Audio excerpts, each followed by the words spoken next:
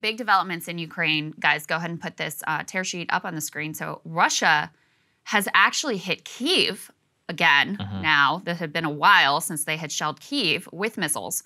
And you have Putin issuing a warning to the West on those long-range missiles that we are planning to send to them. So let me read you a little bit of this. This is a report from the Associated Press. They say Russia took aim Sunday at Western military supplies for Ukraine, launching airstrikes on Kyiv that it claimed destroyed tanks donated from abroad. As Putin warned that any Western deliveries of longer-range rocket systems would prompt Moscow to hit, quote, objects that we haven't yet struck. Let me read you the quote specifically from Putin. He says, all this fuss around additional deliveries of weapons, in my opinion, has only one goal: to drag out the armed conflict as much as possible. He insisted such supplies were unlikely to change the military situation for Ukraine's government, which he said was merely making up for losses of similar rockets. If Kyiv gets longer-range rockets, he added, Moscow will, quote, draw appropriate conclusions and use our means of destruction, which we have plenty of, in order to strike at those objects that we have not yet struck. So you put these two things together, Saagar, and this is a very scary warning about some of the escalatory, military aid that the Biden administration is planning to send. Not only are you striking Kyiv and demonstrating, hey, we can still do this, we can still go there if we want, but warning that there's a lot more to come if we do go forward with these longer-range missile shipments. Yeah, I mean, they've made it clear now. Well, first of all, they made it clear on the longer-range missiles that were able to strike Russia. And actually, this morning, they came out with another statement talking about that, specifically saying exactly, they're like, if any of these missiles are used to strike Russia, we will then be forced to go after the centers of decision-making, and we know that those centers of decision-making are not in Ukraine. And I also think it's appropriate for people to remember, we're not the only people who are sending stuff to this conflict. Now, we happen to be sending the overwhelming amount of material over there, but the UK is sending similar type of missile and weapon systems, Germany, the Baltic states. We are in the NATO alliance. So just because Russia may not attack the United States or may decide that to go after a particular type of weapon system that is used there, here's my other question. The United States secured a promise, again, in what form? Writing? I hope so. From the Ukrainians saying, we won't use your weapons to strike Russia. Well, did they get a similar promise to every single NATO country? Because we're all going to war if they strike a single one of those NATO countries. Let's all be very clear about what exactly will happen here and what that escalation chain looks like. So this just shows you both from our our tangling of alliances on top of what I think is a very indiscriminate view of just pumping as many weapons types as possible into Ukraine with no consideration for what the future then is going to look like is very irresponsible. At the same time, we actually have some kind of surprising comments now from President Biden about what a negotiated settlement may look like between Ukraine and Putin. Let's take a listen to what he said. From the beginning, I've said, and not everyone's agreed with me, nothing about Ukraine without Ukraine. It's their territory. I'm not going to tell them what they should and shouldn't do. But it appears to me that at some point along the line, there's going to have to be a negotiated settlement here. And what that entails, I don't know. I don't think anybody knows at the time. But in the meantime, we're going to continue to put the Ukrainians in a position where they can defend themselves. So there you go. He talked about their possible ceding of territory and a negotiated solution. To my knowledge, it's the first time there that ever the president has ever said anything like that. Yeah. At the same time, you found this President Macron. Let's throw this up there on the screen. This is another interesting one. He says that Russia must not be humiliated despite Putin's historic mistake. So obviously the word there, humiliation, talking about creating Russia as a permanent pariah state and also pushing a negotiated settlement, Crystal, which comes after he and the German chancellor have been pushing Putin on a phone call in order to make some sort of, in order to enact a ceasefire and pursue diplomatic means. It seems that perhaps, hopefully, some of this is now breaking into President Biden, who is now saying, I've always thought a negotiated solution might be the end of this. So on the one hand, we're sending them all these missiles, and Russia is now using I saw 5 X-22 cruise missiles in order to strike Kyiv. bad, very bad. You know, some of these churches were destroyed, had survived World War II, and are now been left. It's horrible. And then, you know, they're saying, oh, we're going to continue striking these weapon systems. On the other, you now have 3 NATO heads of state.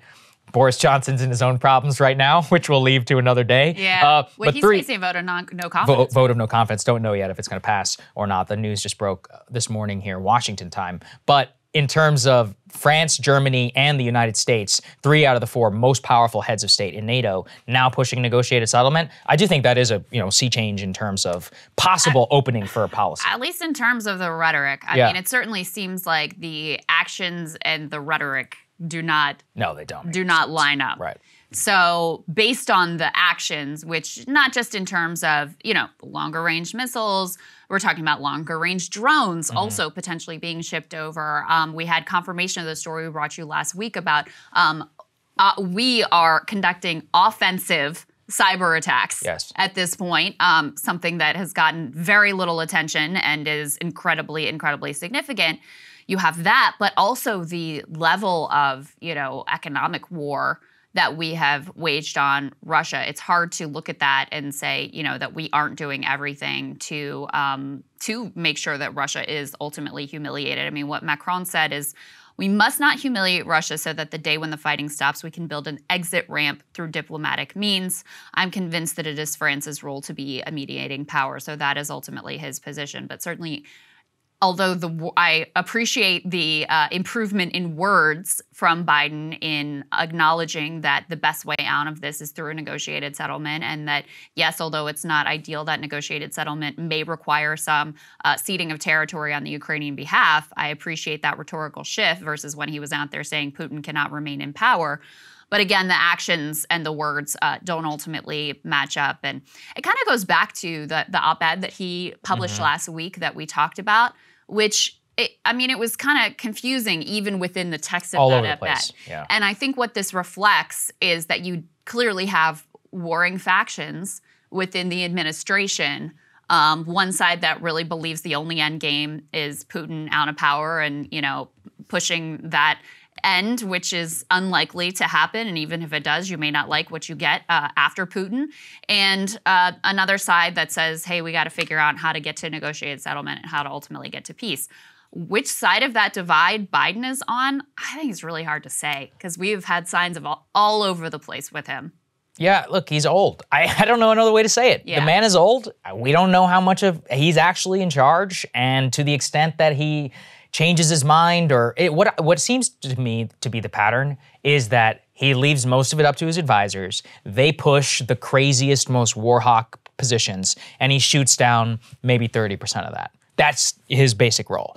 And when we look here, his personal inclination appears to be towards negotiated settlement. Even before the invasion, he was like, yeah, I think he'll just do, we termed the just the tip invasion at the time. That obviously didn't end up being the case because Putin is a moron. That's true. But on the other hand, then he ad-libs these things about Putin can't remain in power. So, on the one hand, I tend to take Biden, like when he ad-libs and goes off script, as that being more representative of his real feelings.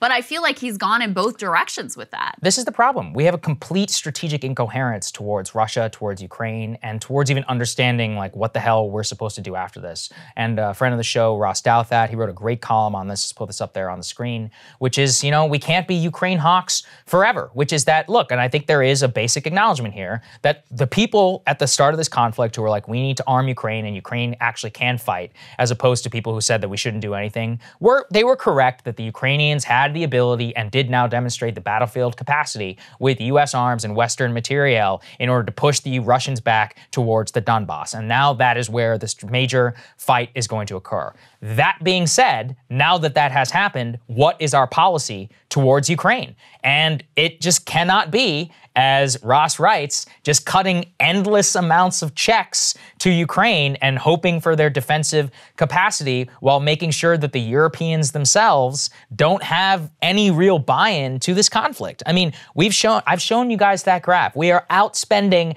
the European Union 8-1 in terms of this conflict. The security of the United States is not 800% more threatened than the security of Germany or the security of the UK or the Baltic states. And yet, in terms of absolute dollar amounts, It's completely crazy. The Germans refused to even put in their constitution that they are constitutionally required to spend 2%. I saw somebody say like, well, it's not in the US Constitution either. You think it's a problem for us to spend? Yeah. Listen, okay.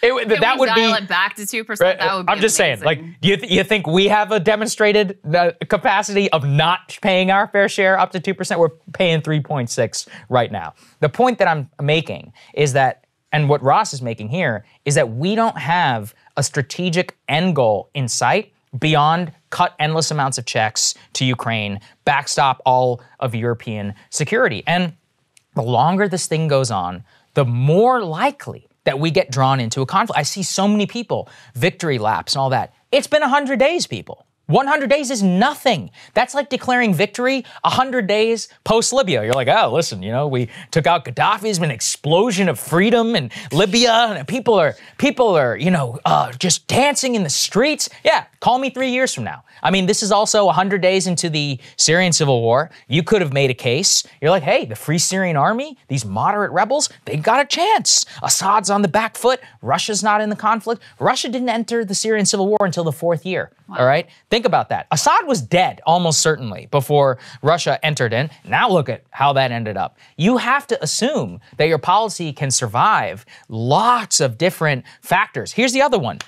Donald Trump, all of this is very leader dependent. Right now, this entire thing is hanging on a knife's edge, which is we're taking very, very hawkish actions, but Biden is pushing back against anything that could possibly be regime change. If Biden drops dead, I'm absolutely convinced we're walking into a war because of Kamala Harris. Yeah. She would have given those longer missiles to Ukraine. Yeah. Everybody knows it. God only all knows of us what know Trump would do. Trump? Maybe he'd be better. Maybe he'd be catastrophe. Afghanistan proves to us that Trump, while he talked a big game, always folded to the generals, always folded to these John Bolton types, and for every time he would try. You could see him go a no-fly zone. Yeah, exactly. He would do it. All kinds of So insanity. anyway, I'm absolutely convinced we are absolutely in a disaster situation absent Joe. I never thought I'd be like, listen, I'm praying for Joe Biden's heart every night. His 80-year-old heart. I'm like, please. The alternatives are actually worse. The alternatives, it's a problem. As it is, the alternatives are actually worse. And I also don't want to lose sight of, obviously, the most devastation is with the Ukrainian people who are suffering massively. But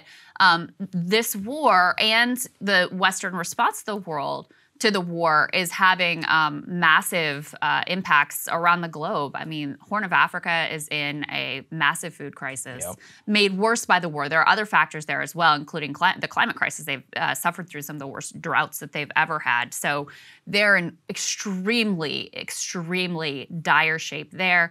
With the ban of Russian oil, and we're about to talk about the oil situation here in a moment. I mean, this is basically imposing austerity in particular on Europeans. Oh, I mean, not just them, but Americans. Yeah. Yeah, but they're the ones who are most dependent on Russian oil. They will see the largest shocks in terms of prices on their soil. So this war is not without costs and consequences all around the globe, which is why, I'm glad to hear Biden at least talk about a negotiated settlement, which we have barely heard him do whatsoever. I'm glad to hear him acknowledge the reality that such a negotiated settlement would likely require Ukrainians ceding territory. I have yet to see actions that back up those words, so that's what we'll be waiting for. I hope to see it. Unfortunately, I don't think it's going to come. And I think we've gotten ourselves in a deep hole, and this thing is going to be going on for grinding for years and years. That is the most likely outcome. Cable news is ripping us apart, dividing the country, making it impossible to function as a society, and making it impossible to know just what is true and what is false. But the good news is they are failing and they know it. That is why we're building something new, a new mainstream, a healthier one, something more trustworthy, something that we are going to need in one of the most pivotal times in American history. We are building up here for the midterms, for the upcoming presidential election, but we need your help. So if you can help us out by becoming a premium member today at breakingpoints.com, we're trying to change America for the better and the entire world. So what are you waiting for, guys? Go to breakingpoints.com and sign up and help us build a new mainstream.